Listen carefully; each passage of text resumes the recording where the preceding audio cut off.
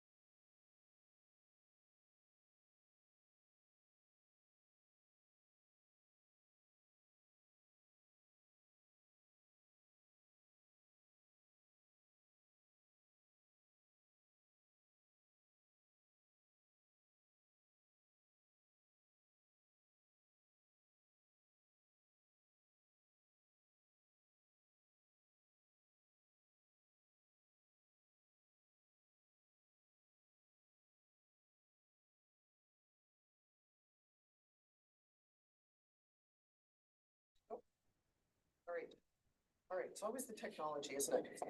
Welcome everyone to the May 16th regular meeting of the Louis Riel School Division Board of Trustees.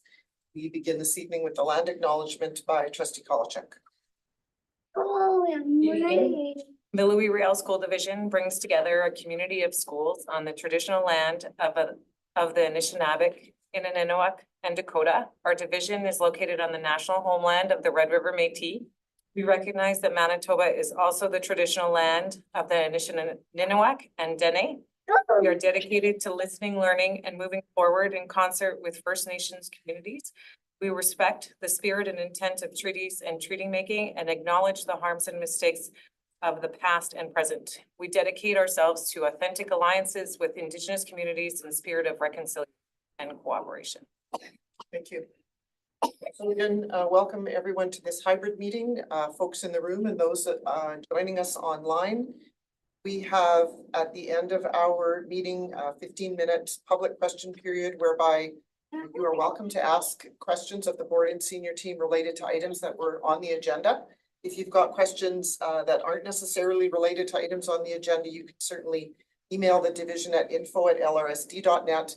And your inquiry will be redirected accordingly to someone who can best provide the information that you're looking for.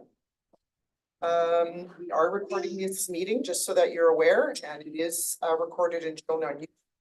We do record it just to ensure that the minutes that we share with our community and receive are accurate. We have regrets this evening from Assistant Superintendent Cormack and Assistant Superintendent Cadez. Trustee Simon has indicated that he will be excusing himself early from the meeting, and I appreciate being made aware of that in advance. Our vision is for all members of our community to excel as caring, confident, capable, and resilient lifelong learners who contribute to a democratic and sustainable world. And our mission is to provide a safe, inclusive, and engaging environment where personal and collective learning are valued and each one of us reaches our full potential.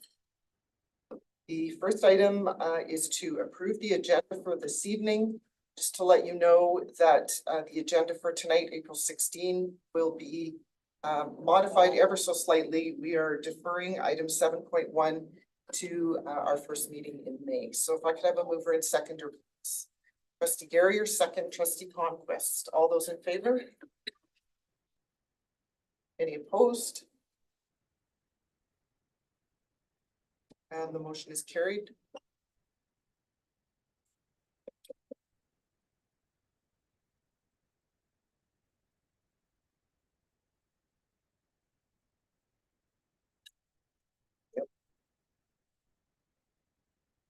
And the next item is approval of the minutes, the April 2024 meeting. Those that have been distributed, I wasn't made aware that there were any changes or corrections that needed to be made. So we will archive those and distribute accordingly, and they will appear online as soon as possible. Item 3 is sharing of news, and we begin with news from the Board of Trustees provided by Trustee Martin. Thank you. Good evening, everybody. So when the eclipse occurs, one can't help but think that a new day is dawning, some kind of cleansing. But the excitement and learning around the celestial event was evident, and LRSD schools make note that all safety precautions were in place. And there was a little bit of healthy competition, I think, between schools in the kind of decorated eyeglasses that they were wearing. Badminton is in full swing with tournaments being hosted in many schools around the division. On April 12th, our teachers took part in a professional development focused on the multi-year strategic plan. Keeping the plan forefront in everyone's mind is so incredibly important to ensure that goals that are articulated are also implemented. In years past, there may have been plans that people could not speak to from different schools, and I don't think that's the case with our multi-year strategic plan. This Friday afternoon, April 19th, Louis Riel School Division will be recognized at the Manitoba Outstanding Educators Awards when Karen Duffield from Shamrock School will be honored as the outstanding school leader. These awards are always a reflection of staff that is pulling in the same direction, motivated and encouraged by a supportive and focused principal. Congratulations to Karen with appreciation from the LRSD School Board. And on the weekend, Brian Kornberger, longtime teacher and basketball coach at Glenlawn Collegiate, was recognized with the Mike Spack Award, which is through Basketball Manitoba for long-serving and many contributions to the world of basketball. So congratulations and thanks to Brian for all his work and contributions. Thank you very much. And news from the senior leadership team from Assistant Superintendent John Paul. Yes, so I'm going to start at Glenwood School, and Glenwood recently recognized International Angelman Day. If you don't know what Angelman syndrome is, we had one of the students, peer of students at Glenwood School, who was able to share with her colleague about this rare neurogenetic disorder. And I think scroll down, you'll see a picture of Charlotte. And so it is a disorder that occurs in 1 out of every 15,000 births. And so a student was able to share with her classmates around her AAC, so that's an augmentative and alternative communication device. She also explained some of the challenges in her life, talked about her friends, her interests, her hobbies. And she taught some of her friends as well, some sign language and different ways that she uses to communicate. And so if we're interested in having Charlotte come and share with the board, from what I understand from the school, she would be more than happy to do so. In addition, Glenwood School is working on some of the areas as Trustee Nordheim indicated from the multi-year strategic plan. And so really working at actualizing some of the work around policy IJ. And so that's looking at learning resources and materials through a lens of diversity, equity, inclusion, and anti-racism. And so great collaboration with some colleagues at Minnetonka School who are a few steps ahead of them in some of the work that they're looking to do. Also at Glenwood, they are busy preparing with a community garden. Badminton season's coming to a close and track and field is about to start. An upcoming event that the grade 7 and 8 students are working hard on, which will be culminated in the April 30th event at Tech Voc Theatre if you're interested in attending, student rock bands. And so this is through the Manitoba Classroom Guitar Association. Further to that, students have been or the school has been partnering with the community center next door to get students outside and skating. And so kudos to Jason, the community liaison worker, and Trevor, the phys ed teacher, who've been taking students from grades 3 to 8 with the help of some volunteers from Glenlawn High School's hockey team, which brings us to some of the good things happening at Glenlawn Collegiate. And so here you'll see a group of students and of staff who are all part of the program. I'm going to pass around for the trustees to see a brochure, if you've not seen it already, that talks about the phenomenal work happening at Glenlawn Collegiate in terms of their school-based nutrition programming. And so a lot of this right now is through grant writing, and over the period of just a couple of years in the 21-22 school year, they were receiving grant funds in the sum of $3,700, and that program has grown to almost $20,000. And so just showing both the need and also the willingness of community to come together and support that need. So those are just a couple of pieces that I'd like to celebrate.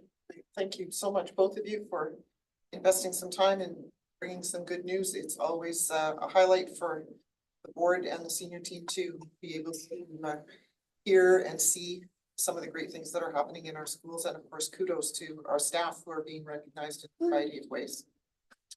This brings us to item 4, presentations to the board. I'm very pleased to welcome Trisha Bailey-Sauvé, Divisional Vice Principal, who is going to introduce a whole bunch of her friends and share with us about family centers in 2024. Yes, thank you for having us. We were so pleased when we were given the opportunity to come and talk to you about the family centers. For me, I've had the opportunity to work with these folks for many years in regards to Roots of Empathy, because they are the bulk of our instructors, and I had the pleasure of sharing that with you the last time I had a chance to speak with you. But earlier this year, I had the joy and pleasure of being asked to serve and support them. And it has been so great this year. And so I invited them, because they know family centers best, them and the families, to come and share their stories about what they do and what they're about. But I do want to introduce folks that took the time to come with us. So we have Joanne Colt, who's Family Center Coordinator at Victor Major. We have family from Victor Major, Nicole at the end there, and Rob and Wilder. Give us a wave. And then we have Alana White, principal from Marion School, Michelle Oakes, Family Center Coordinator from Marion School, and then a family from Marion School, Rabia, Marion, and Ryan. So thank you. So I'm just going to introduce with a few facts and information, and then take it away. So just a few, a bit of data for you. So we have the family centers in 10 of our schools. We have 20 family center staff, so there are 10 coordinators and 10 assistants. And we track attendance. And in 2023, we had 27,000 people come through our doors, through our family centers. I was shocked when I put that together, and I even double checked, and it's true. Our family centers serve our community well. So with that said, yeah, thanks, Jamie. So what was really cool at one of our first meetings, one of the newer family center coordinators asked, can we have a visual of where the centers are for our families, for us, because we think that would be beneficial and make the information accessible. So with Emily, communications department, this is still rough. We don't have the final copy, but I wanted to share with you. So we do have a map similar to the one that has the schools, but that has family centers on it. And then this does list where they all are within the region. So those are the 10 listed there. This is our group of amazing family center coordinators and assistants. We came together a few times this year already. And this was in March. We got together to learn about science of reading and structured literacy and how that has its place in the family centers and working with school teams. And at that time, I asked the coordinators and assistants, I said, if you had 30 seconds a minute to do like an elevator pitch of what are family centers, can you put something together? So they all worked and they handed something in to me. And I thought, do you know what? I'm going to plug it all into AI and see what it says. And I shared it with them, and it came up with this. And we really felt it was a great description of, sorry, not yet, Jamie, great description. So it said, family centers play a pivotal role in community building by offering a nurturing and non-judgmental space that fosters connections, supports parenting, and promotes child development. These centers provide resources, nutrition, and learning opportunities, creating a welcoming environment for families to grow and learn together. Through partnerships and collaborative efforts, they enhance community capacity, support early literacy, and offer play-based learning, ensuring that both children and adults benefit from the sense of belonging and support. That is what we do. So with that said, you'll see the next quote there that Jamie was bringing up. As a team, as a group, we really feel strongly about this, that the best way to help young children is to help parents and other adults closest to them. So I'm going to invite, Joanne's going to talk about the kinds of things they're doing in the centers to do this. Hi. I'm sorry, if you can go there or there. I just didn't want to block you all, but go for it. Alright. So just some of the programming that we offer in family centers. I've been in family centers for 23 years now. Which is a really long time. Our Stay and Play program is our foundation program. Was drop-in based. It's operating under 4 pillars, which is community capacity, parenting, nutrition, and literacy. And that is come as often as you can, as often as you want kind of program. We have Rock and Read, which explores the importance of reading to children and teaches parents how to pick books for their children. We do a Wiggle, Giggle, Munch, Alphabet Soup in Motion, and Music in Motion, and those are nutrition programs with physical literacy as a part of them as well. Giving parents ideas of ways to get their children's bodies moving. Community kitchen and how do I cook that are programs which involve cooking with children, but also cooking as a family, so affordable meals. How do I cook that was born out of an opportunity to explore cooking Canadian vegetables. We have a harvest drop off or a depot in our school.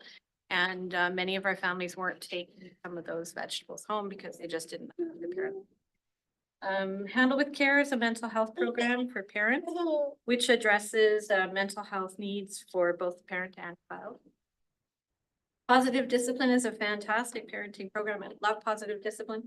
It's perfectly aligns with our divisional values. And Ready for School is our 6-week program for children entering kindergarten in the fall. So it's a first opportunity to really get into our schools and meet their peers and get rid of all those first September jitters. And lastly, we have Mo the Mouse, which is a speech and language program that has an Indigenous language component, which I know is one of the multi-year strategic priorities for family centers to strengthen Indigenous language education. That's it. In the next little part, you're going to meet a little family that used to come to the family center. They came every year or every day, sorry, for many years. And when they moved to Winnipeg, who you're going to meet, which is Abdul Rahman, was 2 years old. They moved here from Egypt and they didn't speak any English. And he made a very close friend who also didn't speak any English, but he spoke Gujarati. You're going to see the both of them. And just a little bit of a visual for you as to what kinds of things happen. Thank you. Go ahead. This is Hind, Bilal, and Abuda, also known as Abdul Rahman. So he moved to Canada from Egypt when he was 7 years old. And this is what his family center life was like. I can make it with my mom. I can problem solve. I can get along with my baby brother. I can slide it. I can pedal it. I can melt it. I can build it. I can spray it. Draw it. I can water it. I can fix it. Climb it. See it. I can do it by myself. I can explore it. I can understand it. I can move it. I can pretend it. I can count it. I can play it. We can work together. I can swing on it. I can paint it. I can cook it. Cut it. I can squirt it. I can see it. I can show it. I can crack it. I can plan it. I can wait my turn. I can help. I can do it by myself. And I can do it all with my family.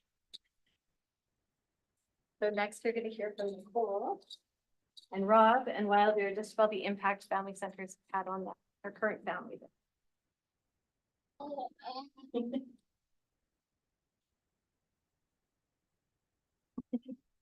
Hello, I'm Nicole, that's Rob, that's our son Wilder, he's 2.5, and we've been regularly going to the family center at Victor Pager since he was 1.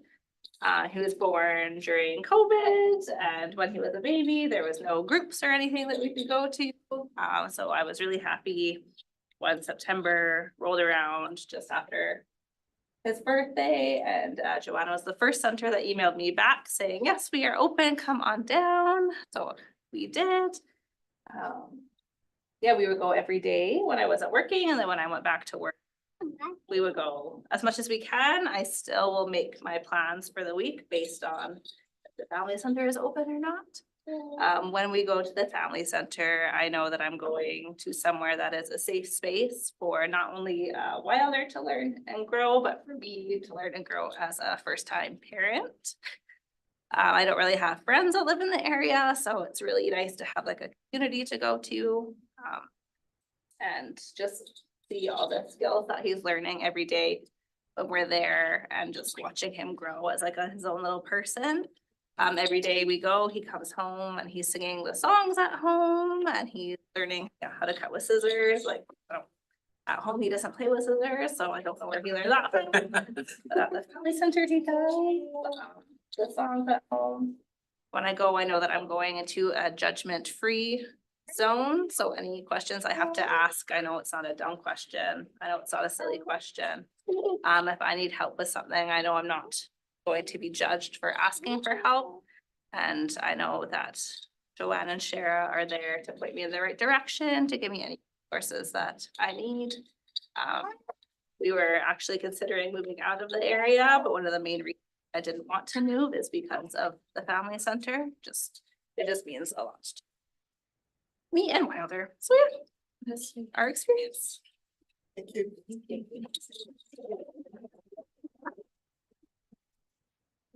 Alana. Come on up.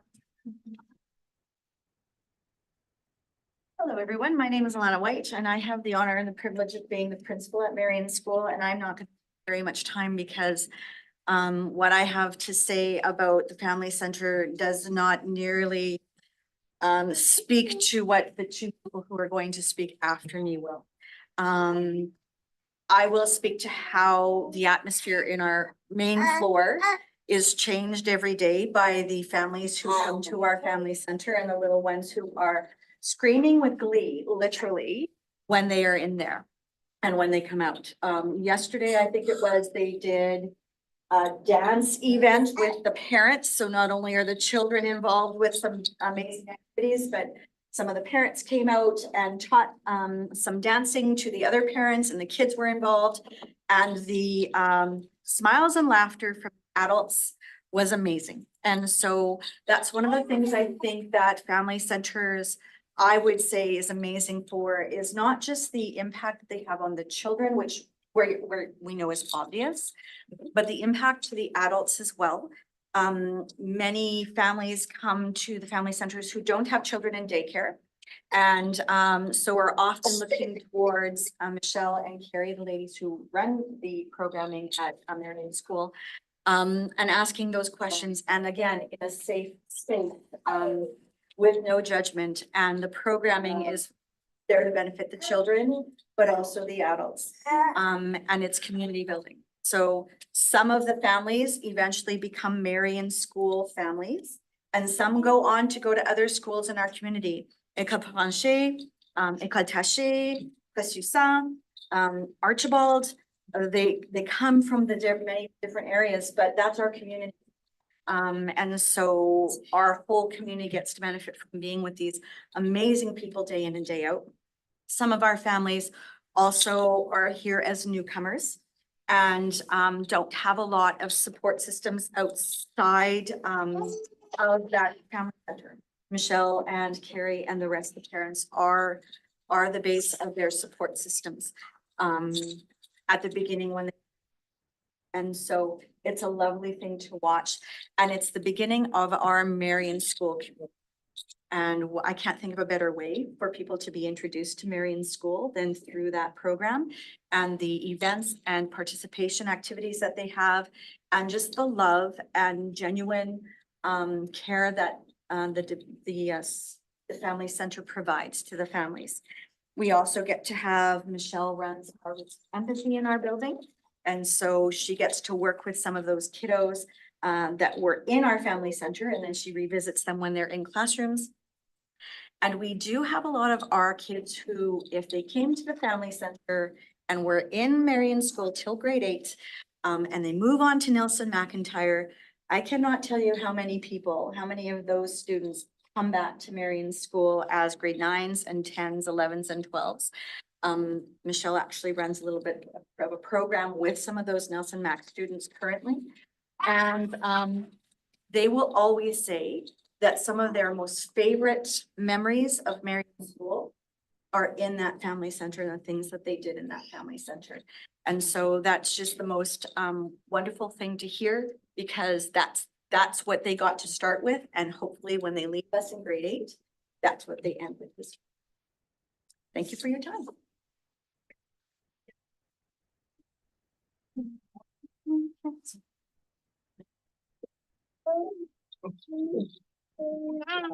Hi, Michelle, as mentioned earlier at Marion, and this is Rabia, and she's gonna speak a little bit about her experience in the family center and her journey with her 5 kiddos.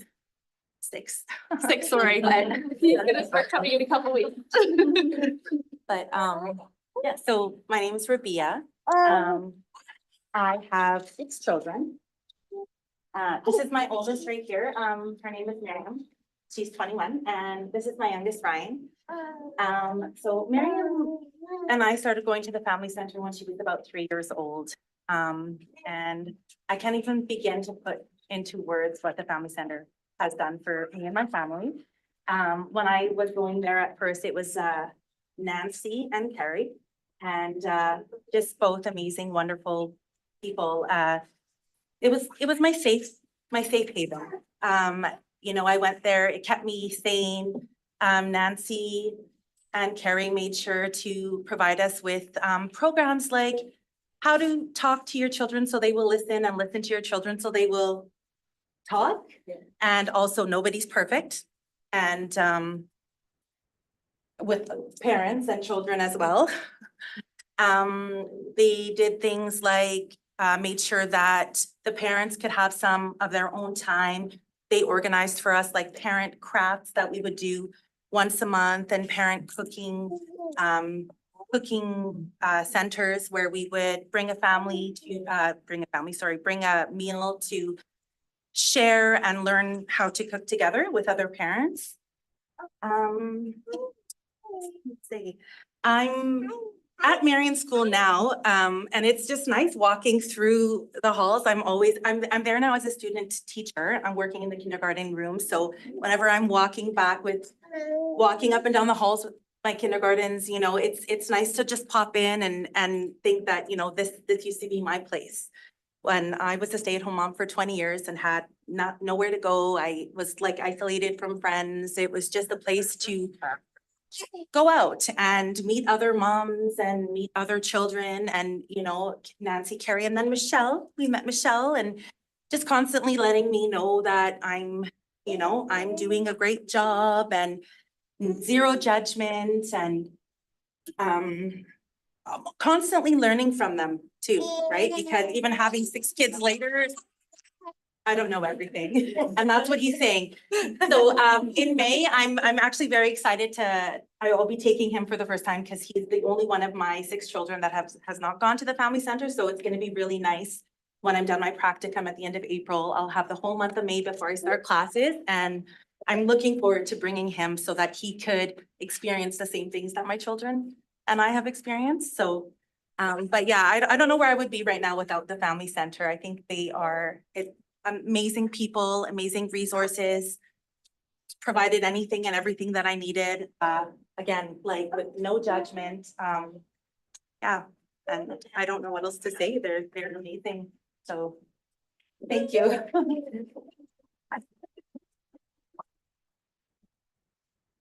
And what more can we say?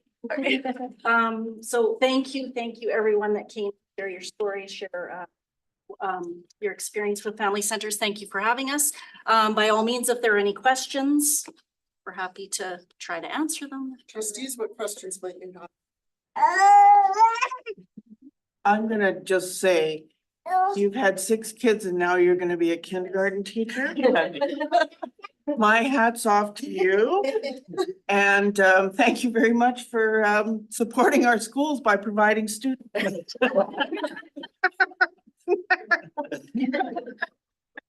Trustee Carrier? I don't have a question, I just have a comment. I really appreciate you coming and just showing us exactly what it was like. And when I was a teacher, many of our schools in Louis Riel had family centers, and it just really changes the whole complexion of the school. You feel warmth and you feel a real sense of community. So I see that you all brought that, and really appreciate you coming, and I know we all do, so thank you. Thank you for having us.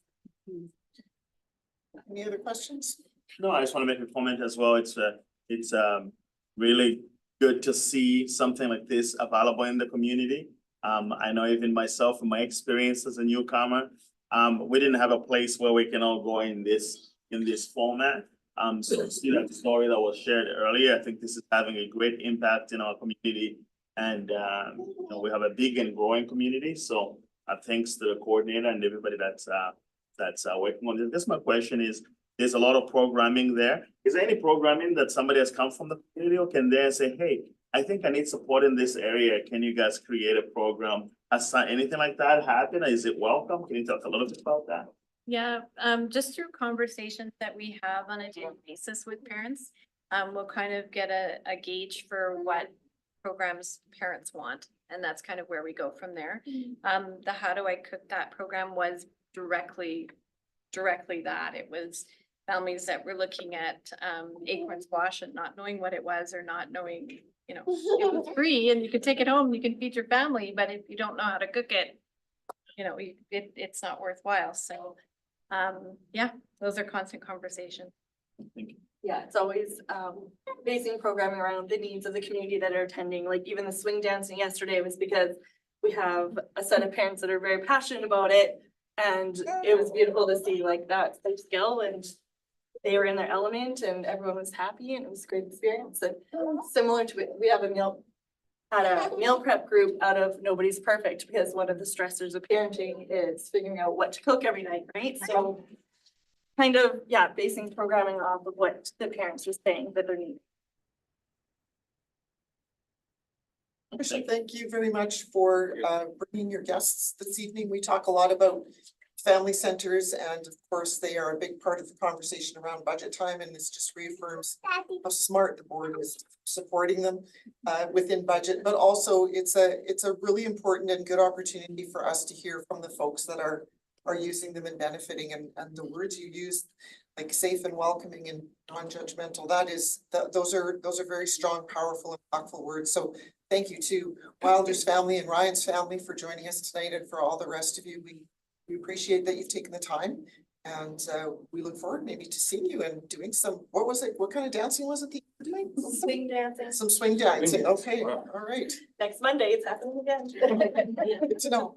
Thanks very much. It's okay.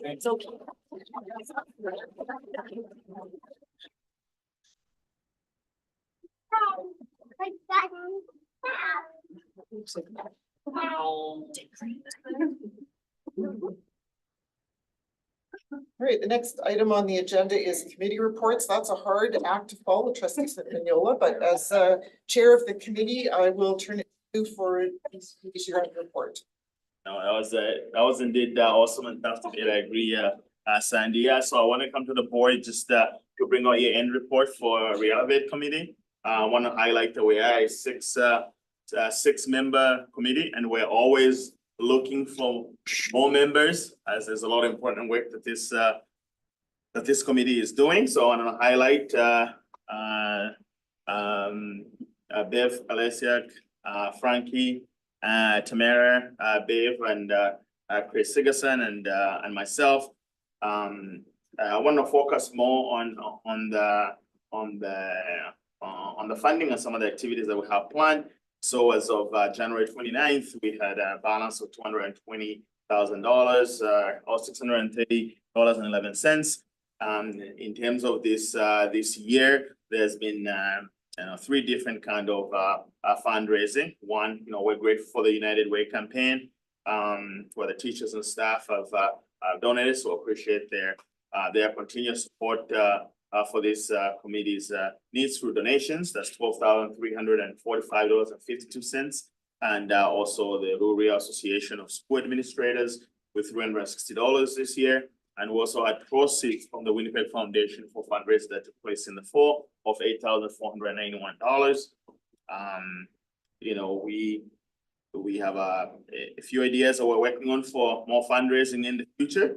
And we continue to want to engage with, you know, parents and students and to not only just grow awareness that we exist in the work that we do, but also volunteer opportunities for many families and community members as well. We're exploring another fundraiser of Valley Village, more information to come. The main part of this report, and just not just to end in the report, but also to recommend that proceeds from the Winnipeg Foundation be used to award $1,500 to a graduating students from 7 of our high schools and Arts and Technology Center as well for this graduating year as we head into June graduations. Thank you. So the recommendation then is that the Re-Elevate Endowment Fund Committee year-end report ending for the period ending June of 2024 be received as information. Proceeds from the Winnipeg Foundation for 2023 be used to provide a bursary in the amount of $1,500 to a student graduating in 2024 at each LRSD high school and at the Louis Riel Arts and Technology Center. I need a move and a seconder, please. Moved by Trustee Sigurdsson, seconds, Trustee Simoniola. Any questions for the committee? Seeing none, I'll call the question. All those in favor? Any opposed? Motion is carried. Thank you. Before we move on, I just want to take the opportunity to thank the members of the committee for their work. It's difficult and challenging, but very purposeful conversations and work that you engage in, all designed to support the Louis Riel School Division community. And we're grateful that we've got folks that are willing to put in time and energy. So thank you very much. Item number 6, Finance and Audit Memorandum of Agreement between LRSD and LRTA to our Secretary Treasurer. Thank you very much. So this is an annual agreement or memorandum of agreement between the Riel School Division and the Riel Teachers Association under Article 6.03 of the collective agreement. And what this is to waive to entitle the association for up to 2.5 full-time release positions as determined by the association to attend association business. There is no cost of division as this is a cost recovery basis. So there is no motion attached to this, but any questions, trustees? All right, that memorandum will be signed, I believe by the chair of the board, the president of the LRTA, secretary treasurer. Was there a 4th person or just 3? 4th, president, collective bargaining chair. Ah, okay, thank you. All right, we have a number of staffing updates today, starting with 7.1, which we have already acknowledged will be deferred to our next meeting. 7.2 is the appointment of a principal to École Henri Bergeron. Superintendent. We are recommending Patrice Chartrand be appointed principal at École Henri Bergeron effective August 1st, 2024. Patrice is currently vice principal at École George McDowell. Has had a successful career as a teacher in LRSD. Also was on the school and classroom support team. Now, move on to this next opportunity. So the recommendation is that Patrice Chartrand be appointed as principal at École Henri Bergeron August 1st, 2024. I need a mover and a seconder for this, please. Trustee Turner, second, Trustee Kolarchuk. Any questions on this appointment? Seeing none, all those in favor? Opposed? Motion is carried. Thank you. Next one is appointment of a principal to École Sage Creek School. Yes, with the principal at École Sage Creek School taking his retirement. We had a posting for the principalship, a principalship that will serve a dual track school in 2024-25. And then move on to serve an English school in 25-26 and beyond. We are recommending Jason Dubois be appointed principal at École Sage Creek School effective August 1st, 2024. Jason Dubois is currently principal at Minnetonka School. And again, has journeyed in LRSD, has had a career as a teacher, an a technology coordinator, a vice principal in our schools, many of our schools. And now moving on to this opportunity we want for him. So the recommendation then is that Jason Dubois be appointed as principal at École Sage Creek School effective August 1st, 2024. Moved by trustee Kolachek. Can I move this one, actually? It's my former grade 8 teacher. I just would like to. Sure, I'll second it. All right, so moved by trustee Palmquist, Yeah, second by trustee Kolachek. Any questions on this one? All those in I favor? don't know if it's grade 8 teacher, is that a qualification for the job? Any opposed? Waiting for trustee, all good, motion is carried, thank you, thanks folks. Jason and Patrice, great success in these new roles and we look forward to reading them in these new titles, that's great. That takes us to transfers of vice principals, so there's a few here. And I'm going to Oh, I'm sorry. allow call on Assistant Superintendent Anderson to provide the board with information explaining the transfers. Very good, thank you. So this evening, we're bringing to you recommendation for 3 transfers of existing vice principals. And these are to occupy vice principalships that are currently vacant for the fall. Ida Azevedo is currently vice principal at École Henri Bergeron, and we're recommending her appointment to École Guillot. Michelle Kennedy, currently at École Marianne Gabouri, we're recommending to go to École Sage Creek School. And Paulette Sabourin, who is at École Saint-Germain, we're recommending to go to École Van Bellingham. So the recommendation then is that the board approve the following vice principal transfers effective August 1st, 2024. Ida Azevedo to École Guillot from École Henri Bergeron, Michelle Kennedy to École Sage Creek School from École Marianne Gabouri, and Paulette Sabourin to École Van Bellingham from Saint-Germain. Need a mover and a seconder, please. Trustee Garrier, second by trustee Kolachek.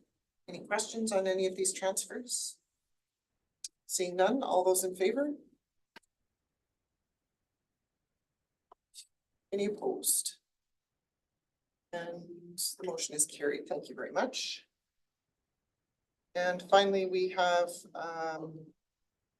appointments of vice principals.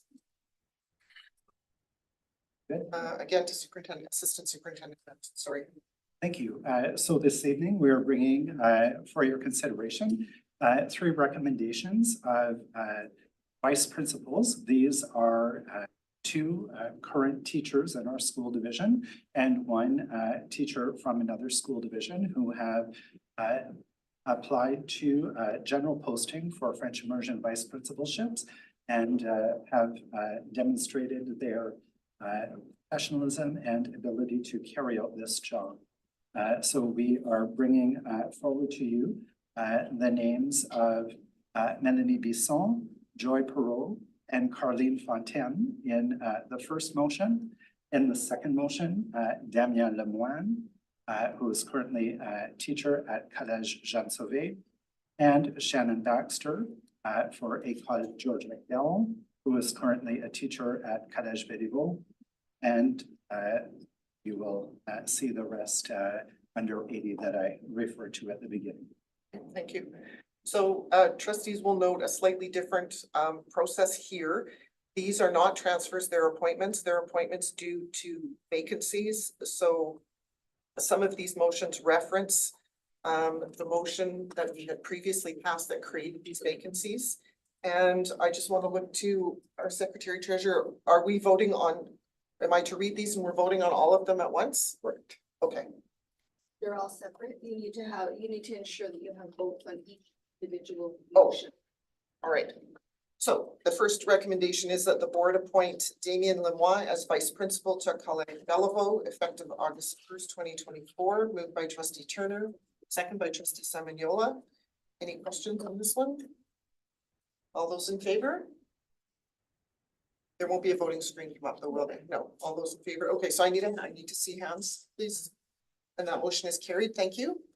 The second one is recommendation is that having passed motion 2023-075, Shannon Baxter be appointed as vice principal to Ecole George McDowell effective August 1st, 2024. I need a mover and seconder for this one, please. Trustee Garrier, second. Trustee Kolacek. Any questions on this one? All right, all those in favor?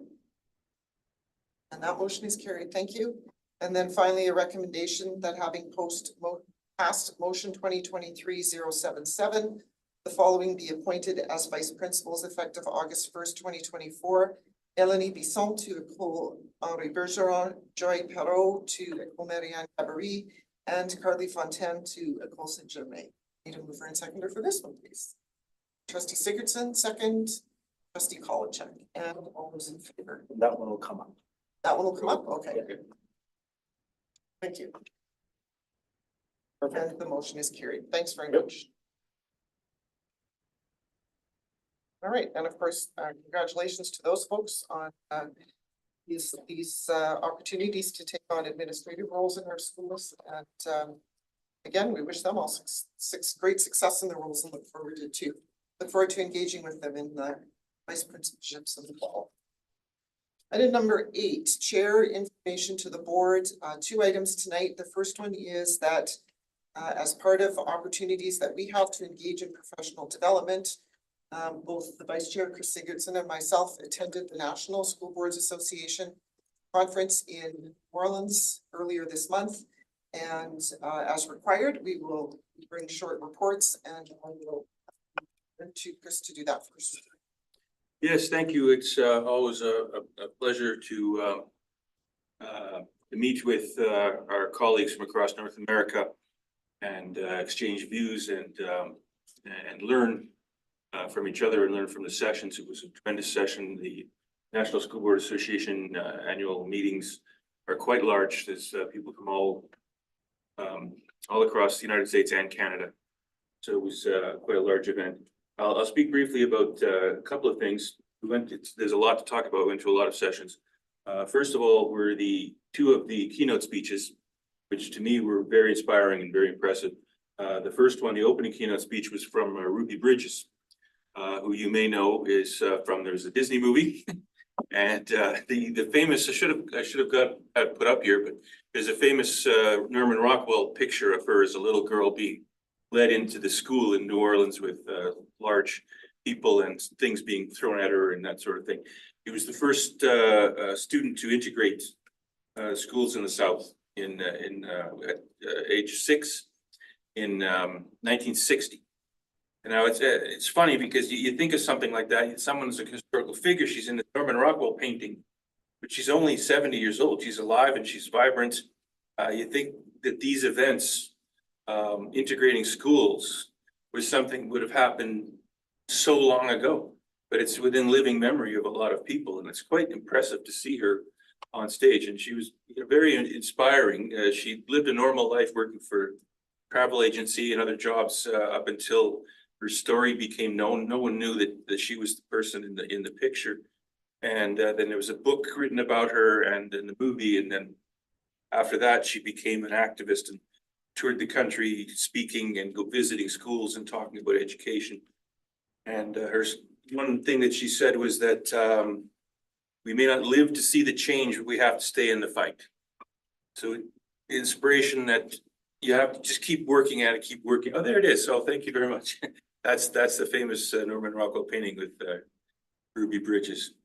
So again, it was tremendously inspiring. And she told stories as well about how the difference between the hate on the outside and the love on the inside, and how all of the the turmoil of all the crowds and yelling and screaming and the violence outside of the school, but when she was in the school, how accepting most of the teachers were and how safe she felt in that environment and that she could see not to be prejudiced herself because she could see people who looked like those people who were outside yelling, but were good people, and she could tell that schools can have that role in society. So that was very impressive. The other one, the closing one, was Richard Montañez, who again, Disney shows, he's the fellow from the movie that's streaming on Disney Plus called Flaming Hot. And he was he was a janitor at Frito-Lay who came up with the idea of the flavored Flamin' Hot Cheetos. Flamin' Hot Cheetos, spicy Cheetos, and managed to get his message all the way to the president of PepsiCo and Frito-Lay and get that product made for the untapped market. But again, it being an educational conference, he talked about school and his experiences at school as a Mexican American in California as a young boy who didn't speak English, going in there and again about how what a role school can play in making people feel welcome and making people make the right choices, and how schools can change and affect the path that young people are on. And that's something that we always have to keep in mind as people involved in public education, that children need to be inspired and children need to be told that they don't have to just stay in their place and they can grow and expand. And again, it's very inspiring speech. He had everybody on their feet with that one. I went to a number of sessions, and again, they were all packed and they were all very informative. I won't go through all of them, but there were 3 that were highlights. The top one was navigating political crises. And again, that's very topical, of course. This board having itself been through some issues recently, but in the packed room that I was in, the moderator asked if any of our boards had gone through political crises in the last year or 2, and everyone raised their hand. So we're not unique. There's movements that are out there now to cause difficulty, and basically the goal is to destroy public education, destroy participation by making life miserable for people, who put their names forward to go on boards. And it outlined a number of strategies.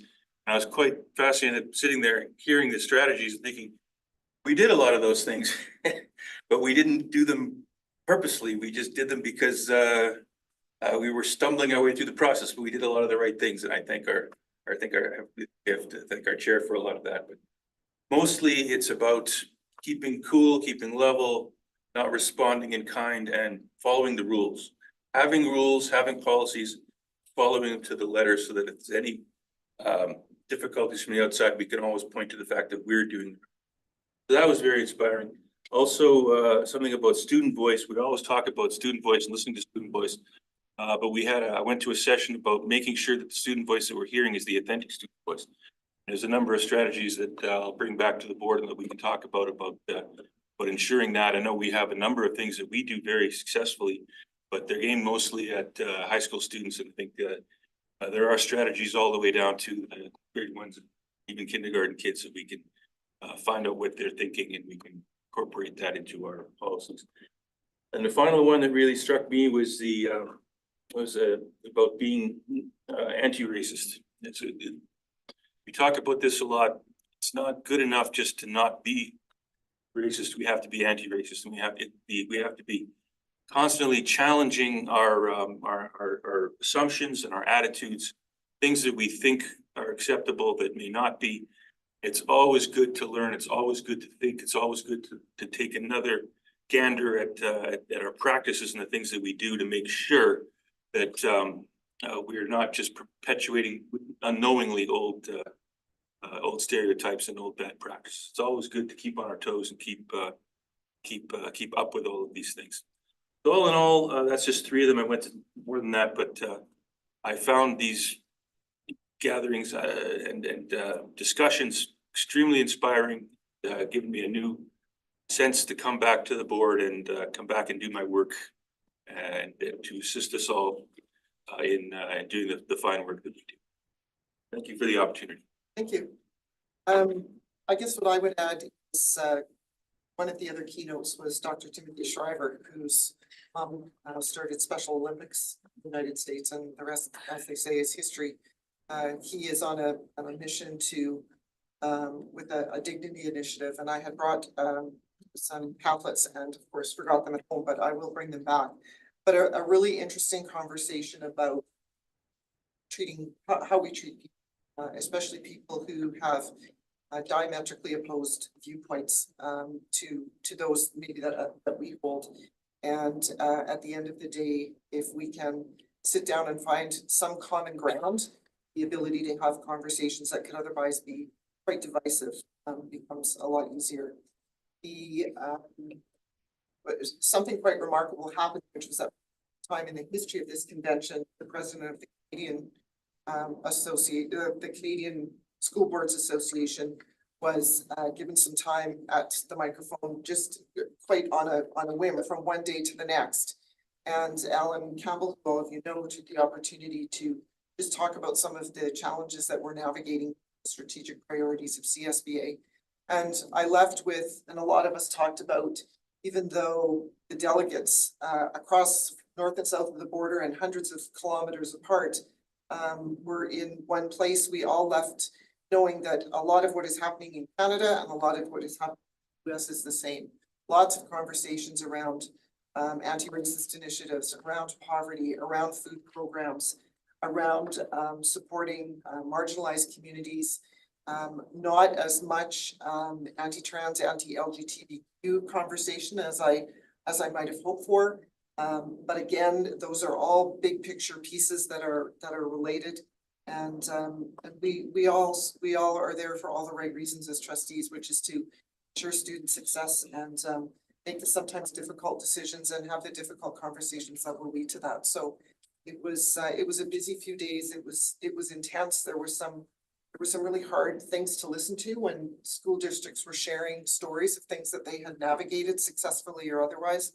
But it was the first conference, NSBA, that I had attended, and I left with real appreciation for how these conversations transcend borders for all the right reasons. So it was an interesting and valuable investment.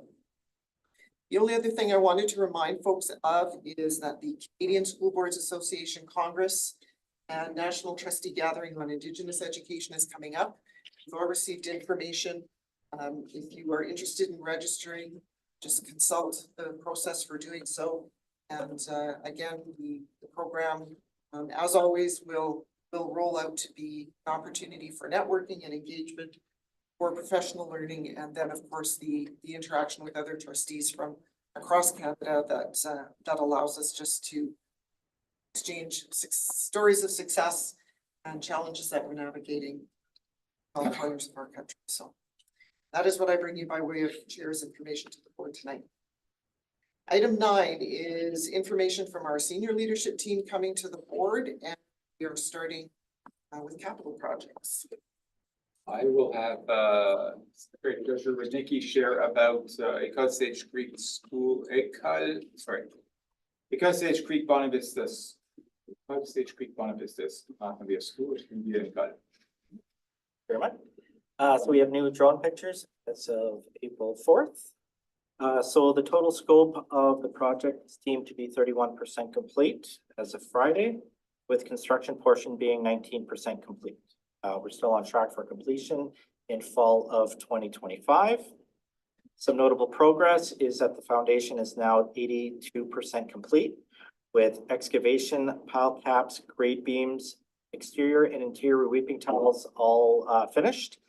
And foundation dam proofing and insulation is 61% complete. The only thing left to be done with that is the west and north sections of the building. Crawl space is 75% complete with paving left to be done, and work on foundation backfill, crawl space, fireproofing, and structural slab grades on the north side of the building have not started yet. The superstructure portion of the build is 31% complete, The elevator shafts, structural steel columns and beams, precast hollow core planks on the first level of the building are 100% complete. And progress of beam and joists and precast hollow core planks on the level 2 section of the building is 40% complete. So that is my report for this meeting. So some pretty impressive progression on the building since shovels were in the ground September. The other school I want to update the board on tonight is Collège Jeanne Sauvé. The fitness center is complete. So it's a fitness center next to the gym where the old band room used to be. Offices for the phys ed staff. So all of that work's complete. The equipment in the fitness center has been ordered and has been delivered and is ready to go. So the only thing that we need to see to get everyone in there is a permit, an occupancy permit from the city of Winnipeg. That's all that's holding us back. So we're hopeful that in the next few days that occupancy permit will come our way and students and staff can start using the fitness room as had been hoped for the second semester. And so now all that's left is the parking lot to the north of the building, a new parking lot to the north of the building. And in partnership with the Dakota Community Center, the City of Winnipeg, Province of Manitoba, the federal government, we are going to redevelop the schoolyard in the back of the school, between the school and the community center. It's going to take a year to secure funding and make the work happen. Right now, what the community would like to see, conversations between the school, the Dakota Community Center and community partners, is a multi-use field. A field that could be used for soccer, field hockey, lacrosse. All of these associations would like to see that for their federations, and so it would be a field, a lit field, and an artificial turf is what we're looking for there on that schoolyard. Any questions on either of those projects? Just my question, I have one question on Sage Creek. Obviously, it's I drive by there as well, so impressive on how much improvement they've made even in the last couple of months, I guess. Jamie, I always ask you this question. For the stages that we've done so far, are we tracking on time? Are we tracking on budget? I know that's on the minds of the community in terms of the school being ready. Are we tracking on what we expected in terms of stages? Yep, everything's on track based on what we've given by the construction manager. So everything's on track with pricing and timelines. Thank you. Excellent. Thank you for asking that question. That will reassure folks. Item 9.2, the draft multi-year strategic plan print publications. So we have a plan, a multi-year strategic plan that is has already started. It was adopted in June. Communicating that plan to the community, as Trustee Nordheim observed in her opening remarks, will be an ongoing endeavor throughout the next 3.5 remaining years of the 4-year plan. We've taken our time to carefully craft publications to communicate the plan to staff, families, students, and the larger community. We have a draft booklet that's in your package that the Secretary Treasurer can open up for folks online and in the room. So it's still a draft. So it's not gone out to families just yet or students, but it's a draft that is here for you to look at and provide us feedback about.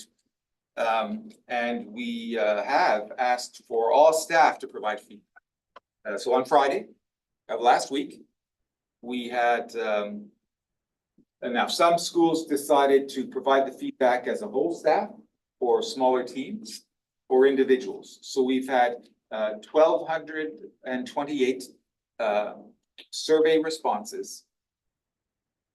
We've had 1,335 suggestions made. And so these 1,228 respondents, sometimes a whole staff, sometimes one individual, across schools and board offices, sharing all of those thoughts, also shared an opinion about other thoughts, whether they agreed or not with the thought. So 28,903 interactions.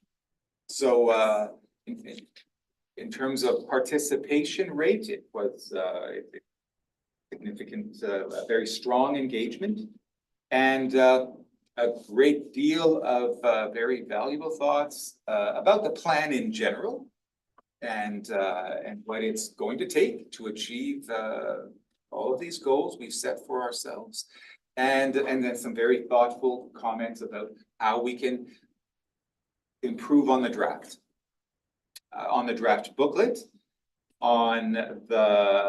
and so right now you're looking at a draft that isn't necessarily, the best way to see it on screen, because we're not seeing the fold, the 2 pages and how they work off of each other. But it is what it is. We're also working on a poster for all classrooms, all office spaces, all commons spaces in our schools. And again, a poster that's thinking of a wide range of students, ranging, as we've learned, in our family centers, newborn to adult, in our technical vocational school. So has to have that broad reach. And so here again, a poster that if Jamie just scrolls down and is able to give you a bird's eye view, it's similar in size to the poster behind me here. Similar in size and dimensions to the poster that I have behind me. And in these 2 publications, we're linking the plan, we're showing, we're describing to the community how First Nations perspectives and First Nations teachings have inspired us as a staff and as a learning community in LRSD. And we've had our grandparents, Ed Azure and Chickadee, share their teachings. And we've captured those teachings on video. Teachings related to the sweetgrass and to the medicine wheel. And what the community will find are those things, excerpts from things, and how they inspire the work in a good way, and how they express themselves, the multi-year strategic plan. There's a link also to the website where the community is going to see that this multi-year strategic plan is meant to be a dynamic, ever-evolving plan, where we're going to share the details of the plan coming to fruition. We're going to share how we're measuring the impact of all of this good work. And so a key way we're going to share the impact is through a data hub. So if we go back to the your meeting agenda, trustees, you have a link, but Jamie can get to it here, to a data hub, which is tricky to get to. So it's a work in progress. We're trying, because right now Jamie's not able to click on it and get it to happen, I think. It's not so much, yeah. I wish it would just go to the landing page is the thing. So we have a landing page and right now Jamie's just getting kind of stuck there, right? Because, so click on Data Hub twice, click on Data Hub. And eventually, I think it gets there. Yeah, it's kind of tricky. Can you go back to the, Yeah, I got to it from can you go back, Jamie, to the meeting agenda? Yes. Can you click on that? There we go. So we're encountering some technical difficulties. I know that our director of IS is having a meeting with School Bundle, those who have developed the tool that we use to design our website, our public-facing website. And we're going to have School Bundle work on this page to make it look the way we want it to, and have the links work as we want them to. But we're trying again to make data accessible to the community as a whole. Internally, of course, we have access to even more data, and so there'll be this relationship between your strategic plan and the Data Hub, and measuring the impact of our 26 strategic actions. And all of the many high leverage strategies that will be embedded in each of those strategic actions. And so a little bit more consultation with trustees, with community, before we finalize the poster and booklet. Trustees, any questions on any of this? Trustee Sigurdson and Trustee Palmquist? Yeah, no, it's not really a question. I just wanted to show my appreciation for the use of the braided sweetgrass imagery. I think that's very important. It reflects our philosophy and our way of doing things, and what we have been thinking about and talking about for the last year or so now. And I appreciate that being included in the poster. It's going to be a great poster. Mr. Palmquist? Thank you. With respect to the Data Hub, I want to say I appreciate some of the background in terms of balancing the value of data and transparency with privacy and security. I just wanted to, especially in light of recent events, the University of Winnipeg, the cyber tech there, kind of entering an era where public institutions, especially those that have lots of data, are especially very sensitive data, are now targets in the modern world, and wanted to maybe take this opportunity to check if we have reflected on that event and updating or reviewing best practices and security at the LRSD. So absolutely. So you have a team, and in particular, you have 2 employees that spend their focus is all about data security, given just the large amounts of data we're responsible for, and so we're always the work of these employees is to be constantly refining our security practices and all of the technology that we deploy to ensure the data is safe. Yeah. To prevent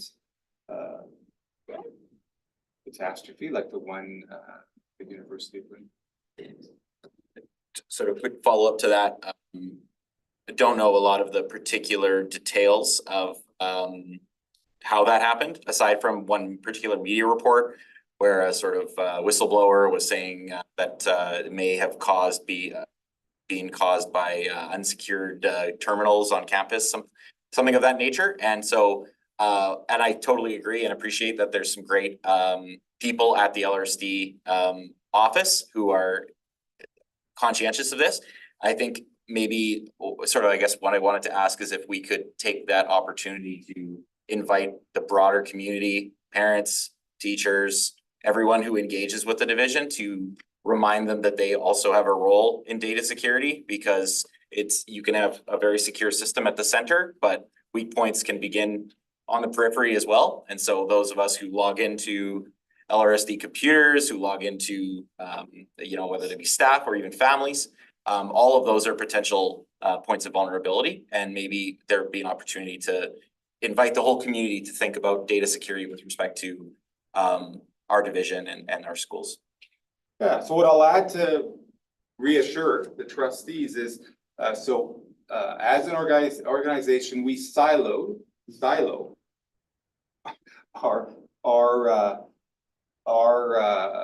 our data, our systems, and protect ourselves from those vulnerabilities, right? So when you log in, and if you're not an employee or you're logging in a different way, or whether you're in a school or in this building, that siloing is very important. I think what would be, but I agree that we all have a responsibility to this.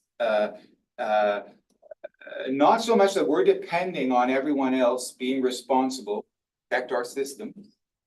We can't do that. That would be foolish.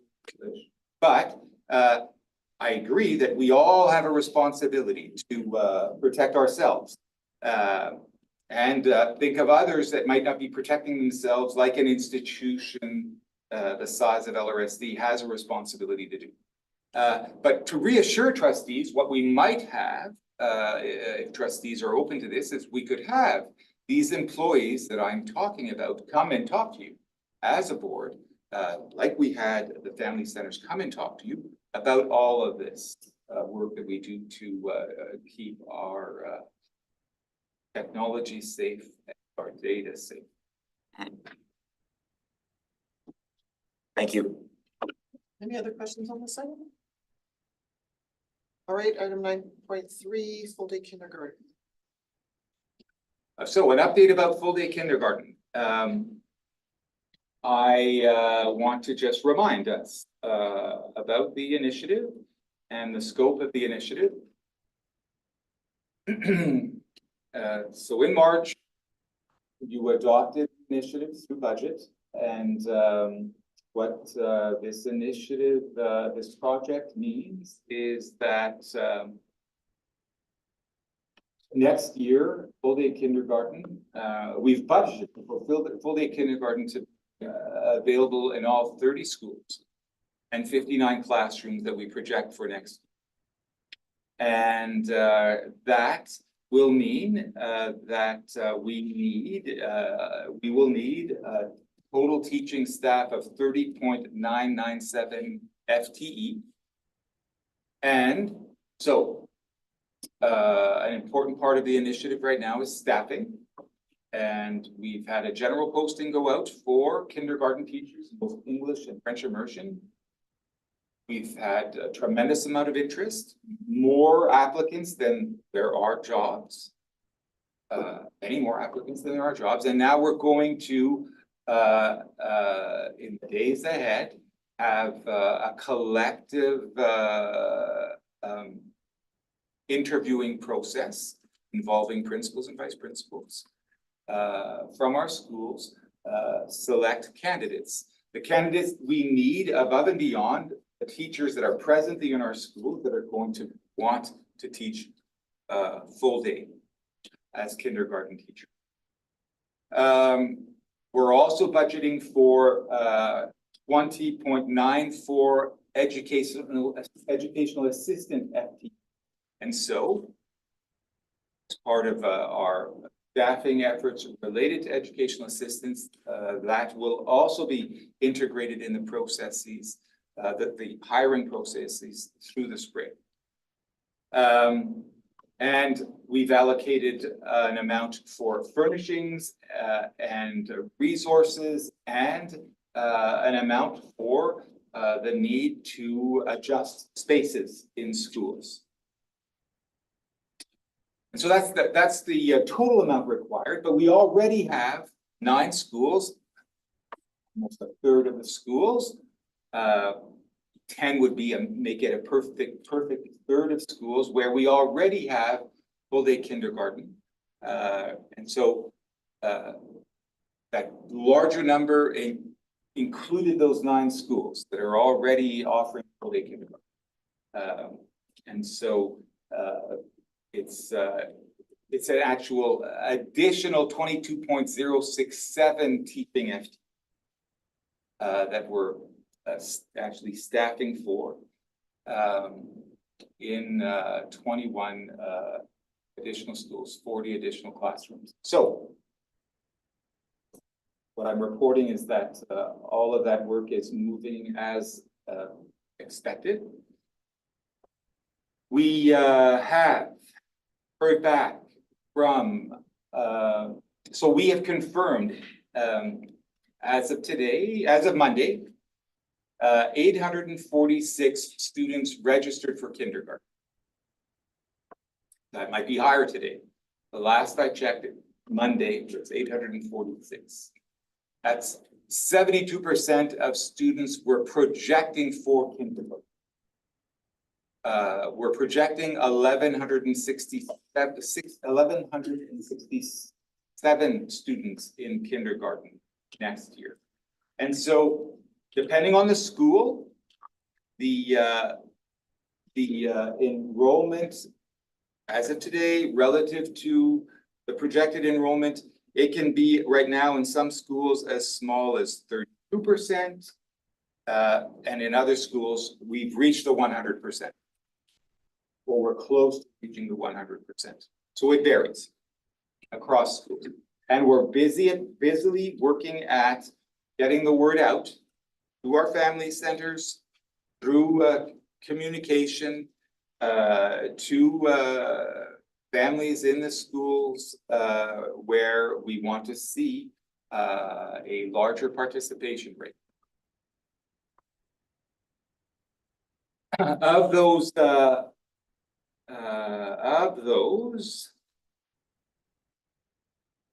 846 children, the families of those 846 children that have registered, we've been asking about full day kindergarten and asking about childcare as well. Because in parallel, in your multi-year strategic, in the multi-year strategic plan, in parallel to full day kindergarten, you have, as a strategic action, adopted, approved that the senior leadership explore expansion of before and after care in LRSD schools. And so in parallel to the full day kindergarten initiative is an expansion of before and after school care. So we're starting with kindergarten, with parents of children entering into kindergarten, asking the question about before and after care. We've received 735 responses of the 846 that have registered. So that is, we're narrowing the gap there in a significant way from 2 weeks ago when I reported on this information to you as a board. And that's important because tomorrow evening, we're meeting with our child care providers. All of us together in a room with government partners to talk about the interplay between before and after school care and full day kindergarten. And we're going to talk through some and move on from there. But we haven't waited for this meeting tomorrow evening to talk. We've been talking. So what we can confirm is that in 19 of our schools where there are childcares operated by childcare providers, there will be no changes to the programs operating in those schools as a result of FDK. In 4 schools, there will be, we will need to move things around in the school. And that is actually not, that is often the case in any given year, that we're changing, we're moving things around in any given school, where, especially where the childcare provider isn't operating in a space that has been purposely built for childcare, but rather is operating in a classroom. We're often having to move things around. And to be clear, there are, not all schools have external childcare providers. So in 6 of our schools, we don't have external childcare providers using FACE. And so we're progressing with respect to childcare. After we have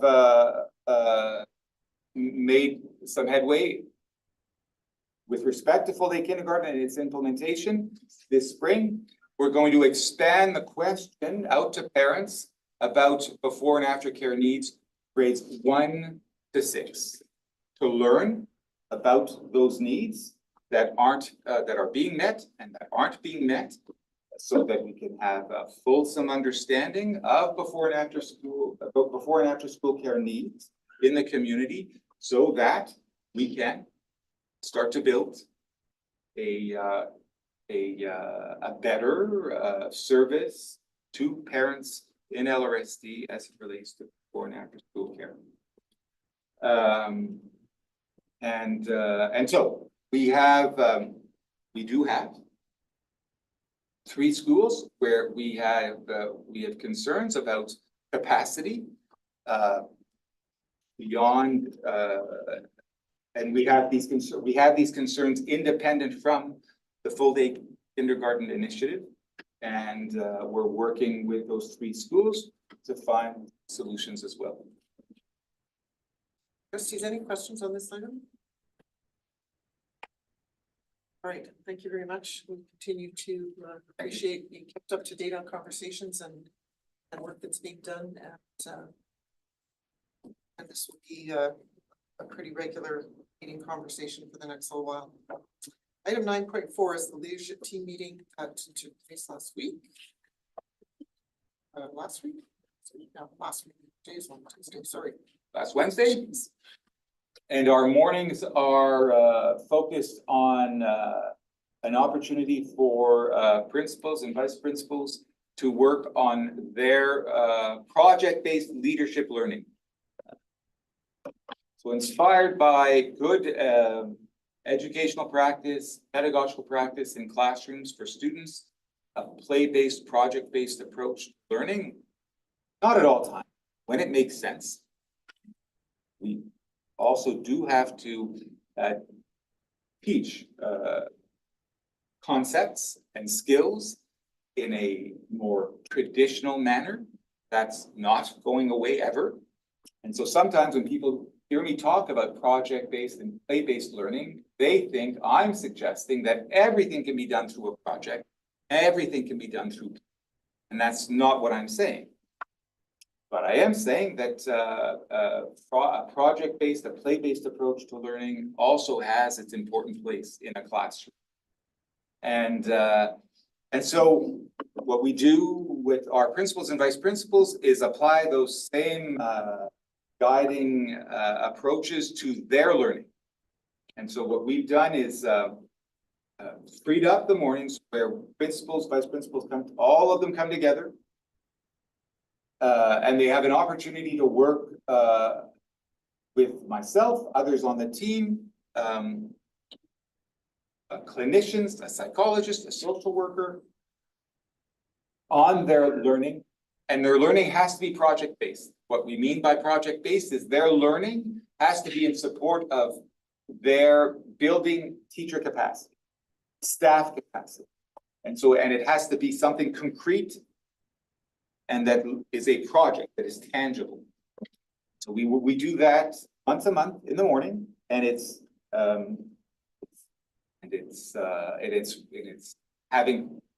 appears to be having impact, making a difference.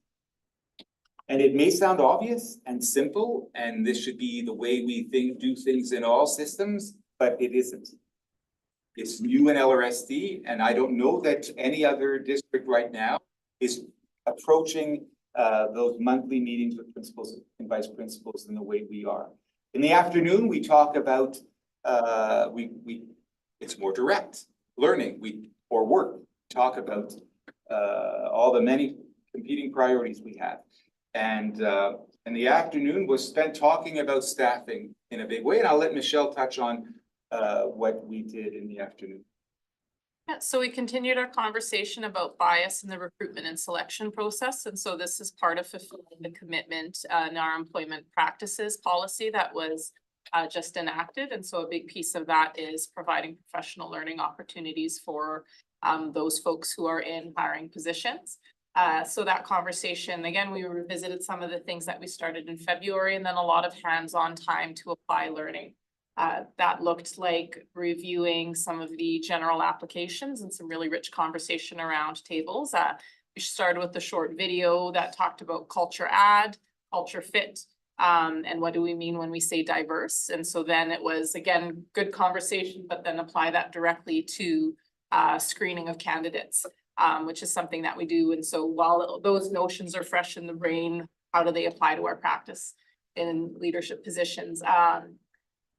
So that was a big bulk of the afternoon. And then we spent some time, as you are aware, we launched a Guarding Minds survey this school year. And so as we await the next steps of that, again, working with our leaders to prepare them for how to support staff in the areas of mental health and wellness. And again, this is connected to our multi-year strategic plan and the strategic action around comprehensive workplace safety and health programming with a focus on staff well-being. And so looking at some of the national employee data, asking principals to make some predictions and better understand the national level data so that when we reach a point where we're looking at our own, they can apply that same critical lens to our own data.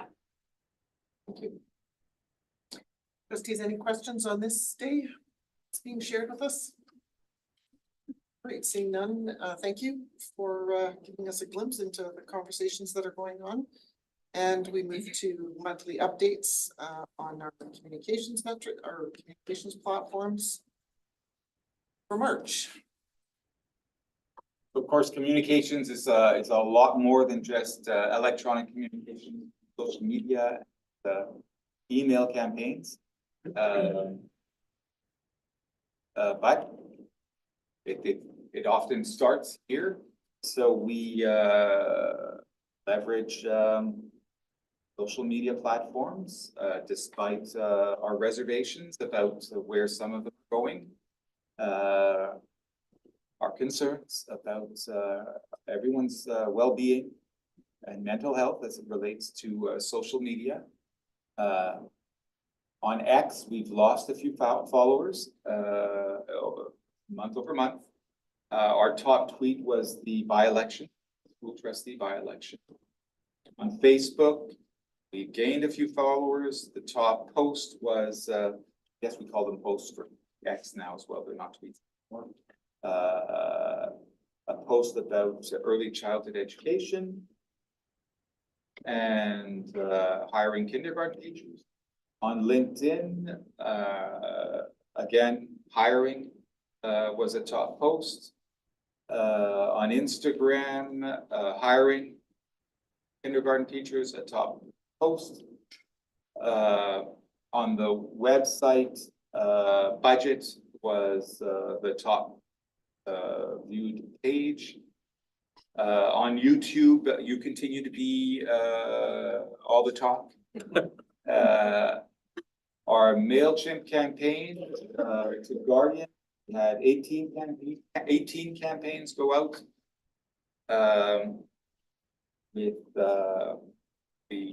how Guardians engage with those campaigns.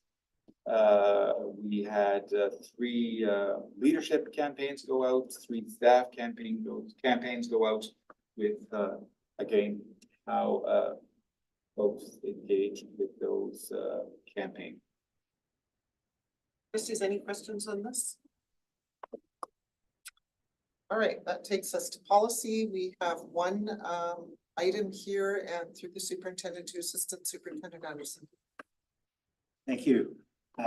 This evening, we're bringing for your consideration a very minor change to policy GDO, which deals with the performance evaluation of non-teaching staff. This policy is not changing in any way other than to introduce a new performance evaluation form specific to custodial staff. And this is in response to the existing form not being as user-friendly and well adapted to use for employees in that sector. There are other conversations for other employee groups that may be had down the line. But you will notice the only change being brought before you this evening is the addition of this form being added into the procedure section of the policy. And in terms of the form itself, I will ask Michelle to share the development process. So again, as we work to refine our practice and align it with our divisional practices, policies, and our multi-year strategic plan, it was important for us to look at the ways that we're supporting custodians. And one of the ways that we support employees is through the evaluation process.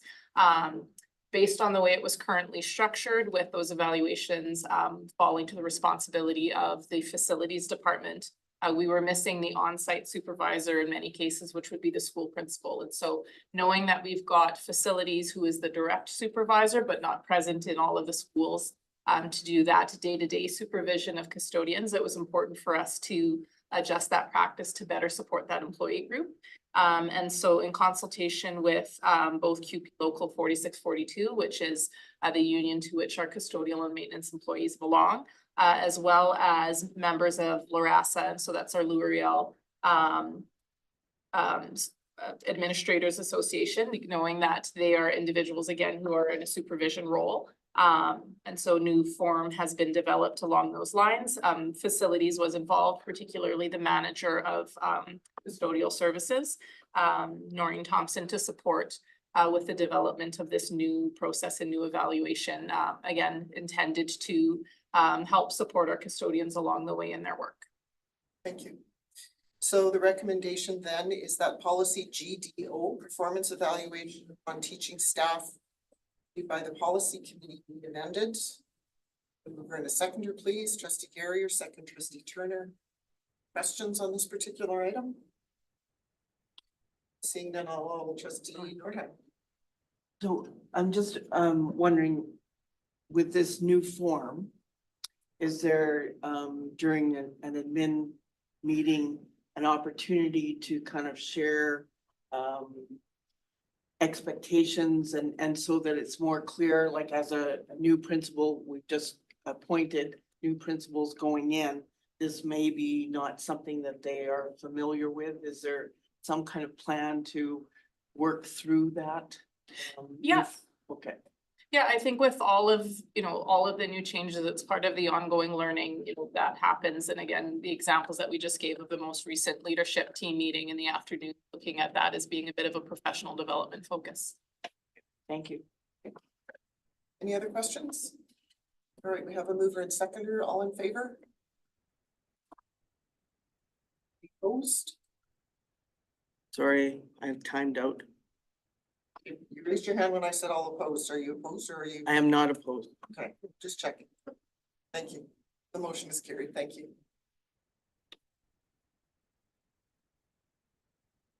Item 11 is correspondence. Trustees receive correspondence that has been received by the board from the department, and some general correspondence, and also correspondence that has been received by MSBA. Did anybody have any questions on any of that? All right, we will, receive that accordingly then. And we have one action item tonight, which is related to addressing enrollment pressures at St. George School.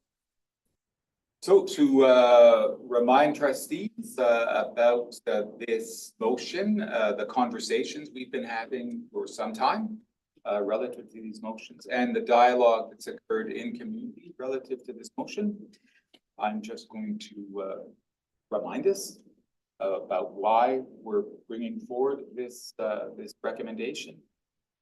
St. George School is a K-8 school in close proximity to Windsor School. It is under 2 kilometers, 1.9 kilometers in distance. And so the catchments are even closer, depending on where you are in the catchment, or even closer in distance to either school. So at St. George School, we've been monitoring enrollment for some time and have observed that we've come to a place where we needed to take an important measure here and to find space for students at St. George School. So we considered a catchment change. And we considered changing the grade configuration of the school as two options. We considered other options as well. Modular classrooms, building an addition to the school. Given that we have a school in such close proximity with Croon, we know that we can't go to government asking for modular classrooms or an addition to the school as a solution to the overcrowding at St. George. So we've had lengthy conversations with parents in both schools. And now we're at a place where the board can adopt a motion that will have the grade configurations change for St. George School. St. George School will be a K-6 school going forward. And so the students in grades 7 and 8 at St. George School will move on to Windsor School for grades 7 and 8 and continue on to Glen Lawn School for high school. And Windsor School, of course, will welcome students from St. George Schools as an integral part of the community going forward in grades 7 and 8. Windsor School is already a K-8 school. And we're making this very significant change because we also know that this is going to likely be the new configuration for the foreseeable future, for quite some time into the future. So the motion is as follows, whereas enrollment at St. George School has grown considerably since 2022 and is forecast to continue growing until 2027. And whereas there is insufficient space available at St. George School to accommodate this continued growth. And whereas Windsor School is the nearest elementary school with space available. And whereas both schools form part of the Glen Lawn Collegiate family of schools. And whereas both school administrations have worked with their families to prepare them for a change in grade configuration. Therefore, be it resolved that the superintendent's report and recommendation to address enrollment challenges at St. George School be received as information. That St. George School be redesignated to serve kindergarten to grade 8 students only, effective September 3rd, 2024. That Windsor School be designated as the catchment area school for grade 7 and 8 students residing within the current St. George School catchment area, effective September 3rd, 2024. That school bus transportation be provided at no cost to families to students affected by this change. And that senior leadership continue to monitor enrollment patterns at both schools and advise the board of any changes. I need a mover and a seconder, please. Moved by trustee Nordheim, second by trustee Sigurdsson, excuse me. Trustees, any questions on this? Trustee Holmquist and then trustee Turner. Just quick for clarification, does the school bus transportation cost to families mean those currently who are gonna be changing, but then future students wouldn't be receiving that service? Like it would be, it's a transitionary tool? No. Oh, Will be. oh, okay, wow, great. Mr. Turner? Okay, maybe I was mistaken, but it's, when you were reading it out, it said that St. George School be redesignated to serve kindergarten to grade 8 students. I may have misheard you, but I just wanted clarification for the recording. Did I say that?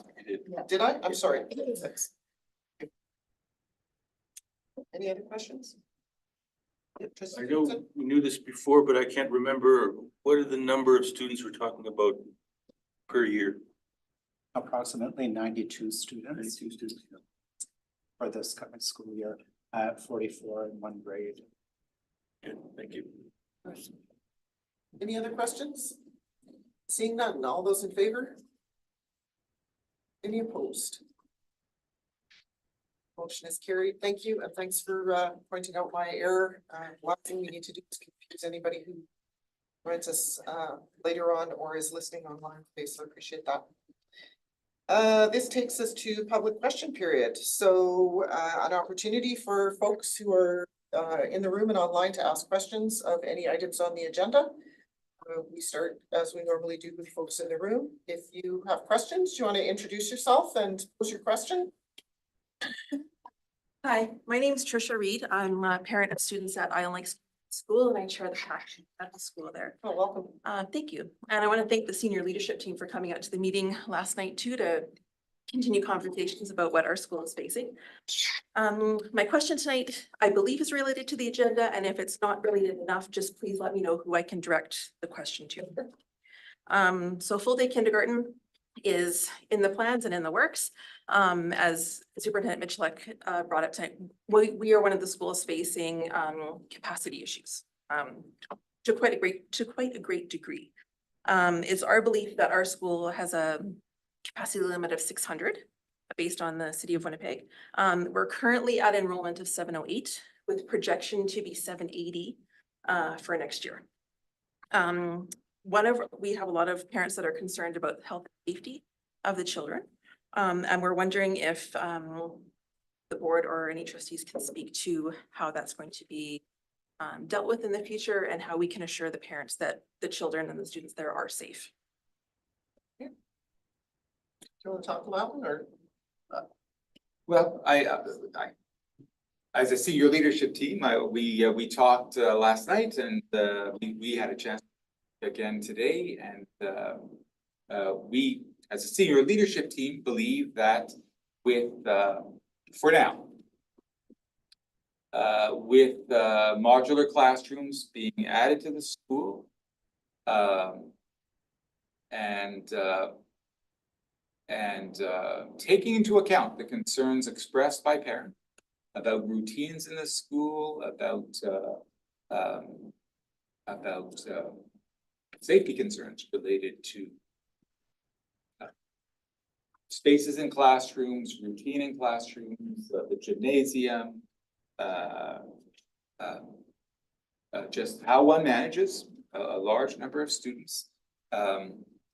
We believe that we can continue to safely manage spaces at the school because we unlike the schools we talked about tonight, I haven't talked about in community at Island Lakes Community School.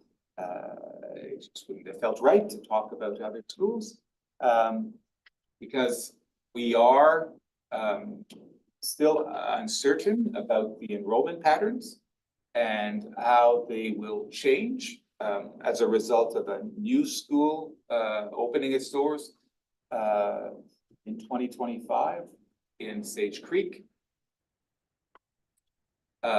Before, say, we make a change like the one you approved for St. George School, that also involves Windsor School, it would be too soon to make that type of to impose that type of a change to manage space at Island Lakes Community School for next year. But I did share last night that we might find ourselves in a situation like the one we talked about this evening for St. George School, involving Windsor School at some point for Island Lakes Community School. Thank you. Is there time for me to ask one follow-up question? Of course. So our school events, for example, Christmas concerts, dances, family events, we're limited to the capacity of the gym. Right? We're only allowed to have so many people in there for health and safety concerns. Even coming to the board meeting tonight, it's stated on the LRSD website, we won't go over the capacity of the room, and if there's more requests, we will follow this pattern. When you get to the form, it states that again, we will not go over the capacity of the room. Is there ever a point that it gets to at the school level where the school will say, we have to cap at this many students? For a concert or an event? for the school population. Like I guess the question more is like, we have to abide by these rules in these circumstances. But for the school population, it seems like those kind of rules just are disregarded to a degree. Could I ask a point of clarification on your, so you're referring to like the fire code, basically, the maximum occupancy of the entire building? Yeah. Okay, but would that be able to be addressed? Yes, well, so what we can observe is that that's your newest school, École Stage Street School, we're overpopulation. From the stated 600 capacity it was built for. So we find ourselves in these circumstances, as you know, in our schools where we're over these capacities because we're challenged to find the wherewithal to build all of the infrastructure we need in public schools. So again, what I shared last night was that our ability to manage safely spaces at Island Lakes Community School, like we're managing them safely at École Sage Creek School, at Shamrock School, in our high schools, is by a judicious use of space. And right now, we're saying we're going to need these modular classrooms. And if these modular classrooms don't become available to us, then we will have to have some students from Island Lakes Community School attend another school. One of our dilemmas right now is that, so I feel it's too soon to make that move. I've shared that, I've reiterated that often. One of the reasons I'm hesitant to do that right now is the only school that would be available to us right now is 7.8, 7.5 kilometers away. It's Minnetonka School. It's quite a distance away in contrast to St. George and Windsor School, or in contrast to how we manage space throughout Island Lakes Community School history, so very recently, where we had students that actually lived in Island Lakes, the northern portion of Island Lakes, and Bonavista attend Shamrock School, which is a much closer school in proximity. And so what we know is that when that second school in Sage Creek opens its doors, Shamrock as a school will have lots of room to again also consider that as an alternative to creating more space at Shamrock School. But what I've promised you, as a PAC to help is to bring to you information from experts within the division and outside the division, colleagues that we work with closely in government relative to the course size of the school, the additional spaces we create with these modular classrooms, and reassurance that this occurs in many schools across the city and province, and we can safely manage the population at Island Lakes Community School. Of course, with the caveat that we've learned through conversation the last two meetings, and again this afternoon with the PAC, that and Principal Power is listening carefully, we most definitely have to work on the routines in the school to ensure everyone's safety and well-being. And from a health and safety perspective, just to make sure that you leave with your question answered. Yeah, thank you. It's the same for every school and every building in the division, correct me if I'm wrong, that the health and safety, the capacity limits and are monitored all the time, correct? When there's events in gyms, and I think was that what you were asking, or? Yeah. No, So I think I understand there, because I've been asked some parents are paying quite close attention and are having a lot of difficulty reconciling what they see as capacities on a city website for a building, and knowing that the student population exceeds that capacity. And so we observe that in many of our high schools. The student population far exceeds the actual capacity. We're observing it at Island Lakes Community School. We're observing it at Sage Creek School because we have capacity issues in LRSD, across Winnipeg, across Manitoba. We have built too few schools to meet the codes we have in 2024 and the students in our schools. So does the administration feel that currently the students at Island Lakes Community School are safe? There's not a life safety hazard right now? We do, but we also heard from parents evidence that there have been incidents of concern. And so what we do know is that we're going to have to address those concerns about when one needs to evacuate a classroom, when we have to manage many students in a gym, when we have to manage transitions between classrooms and in parking lots. So can we tighten up routines? Can we better? Always. But that would be true not just in Island Lakes Community School. That would be any schools. Can I ask Sandy what you were gonna share just before?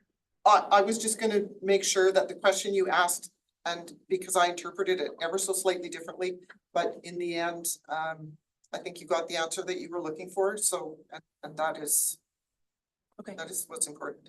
Okay. Yeah, thank you for coming. It's always positive to see people from the community want to come and sit with us and meet with us, talk with us. So we really do appreciate it, and we're happy to hear what you have to say. I just wanted to clarify the beginning of the first question. Well, a couple of things, but the first question, you're not specifically talking about the all-day kindergarten when you're talking about numbers, enrollment numbers in general being high. Is that, right? Yeah. Okay. And well, full day kindergarten, we're adding Full day kindergarten, we'll add the one. one class of Yeah. students in the building all day as opposed to half a day. Yeah, twice. Yeah. Yeah. Okay. And as I'm aware of the problems my own kids have went through. It's in different pockets of the division at different times because of the demographics and where the buildings are. It's one of the problems that we grapple with and have grappled with for many, many years on this board, and it's always a concern. But you talked about the issue of the gym. Do we have numbers on what the fire code capacity would be for the gym, and has that been a problem for events? It hasn't been a problem for events. We've been told by our admin what the capacity is, and so we started to sell, with the ballooning population, we started to sell tickets to events so that we can track populations and make sure we're staying within codes. The main question was just how, why are there very, very strict rules here, and over here they seem to be looser? So it's not an issue Just where asking for clarification. it's not an issue where, I understood it to be an issue where parents are being turned away. No, we haven't had School that. conscious because there was a capacity. Okay, you We just had to talked kind about safety. The school had to kind of rejig how concerts were run, but Okay. it all worked out in the end. It's more Okay. just a clarification on rules being applied. Yeah, I was just concerned about that because I wanted to make sure that that wasn't. Yeah, no, that was not an issue. Yeah, well, rest assured, we're listening and we're doing what we can, but obviously you understand that it's. I know, we're Challenge. definitely not unique. but Thank you. we- but Thank do you appreciate you coming. for the work that you're doing to be a part of the conversations. It's much appreciated. It's not always easy, but parent school leaders and those folks on parent councils sometimes get pressed into service in areas that maybe they didn't see coming. So thank you very much. And I did learn in the our conference we were both at that a lot of school divisions in the United States have their visitors speak at the beginning and not at the end, so you wouldn't have had to sit through something we may want to think about, although it's nice to have you here all evening. Very good. Question? It's kind of a follow on, and it does kind of involve the full day kindergarten program. And obviously it's just relating to the meeting last night. I'm from the PAC crew as well at the Island Lakes. My name's Jennifer Dunn. And it was more just to thank you for coming last night, but also I guess what we're getting as feedback from last night's meeting, and I feel it's important to bring it up because it was so present from last night. If it's possible for the board as a whole to possibly send out some sort of acknowledgement and written communication to everyone, that all the parents that have children going to Island Lakes, I think to reassure them that the health and safety of their children, as you just said, it's fine. And also that you're working, you understand our issues, and that you actually are trying to work and resolve this. Because I think a lot of that is just miscommunication and not enough communication between parents and school and the school board as well. So I'm just wondering if it's possible to have some sort of formal written report done up in the next few days to be sent out, showing that the school board are supporting us in our decisions and our kind of concerns that we have. If that's possible. I guess I'm not quite sure what you're looking for. Are you, like, do you want to, you're looking for acknowledgement that what the community is sharing with individual trustees is being? Well, I think what's okay, Mr. sorry. Plummer. I think part of it is a lot of parents have emailed different people. Right. Some have received responses, some haven't received responses. Some have received one email and not another. So I'm just wondering if it's possible to put all the minds at ease of all the parents to have some sort of communication from the school division to go out to everyone. I think at this point, what I would do is check, and the emails that have gone to individual trustees are for individual trustees to respond to as they see fit. Okay. The individuals that have emailed all of the trustees, which is a communicate, or me as board chair, which is a communication to the board. I know there's still a few that I haven't responded to, and I need to do that, and I copy my colleagues. I'm not sure about a communication to all parents other than supporting the superintendent and his team on their work. So, and that takes us into a conversation about what the board's work is in terms of oversight and what the superintendent's work is in terms of, you know, the boots on the ground and the operational work. I think we can probably reassure the community that the board is being kept aware, and that we get regular updates on what the thoughts of the parents in the school. And if we can find an opportunity, which I'll certainly look for, send a communication out that just reassures folks that we're up to date and we're engaged, and the decisions that are being made are being communicated here before. Okay. Thanks also for all the work that you're doing. Appreciate it. Mr. McGurn? All good? All right, that takes us to folks online. Any questions online at all? No one's put up their hand. Okay. That takes us to the end of the agenda for tonight, so we are adjourned. The board has a couple of items that still have to be discussed in camera, but we'll take a 5-minute break, and let's come back in 5 minutes and finish those things up.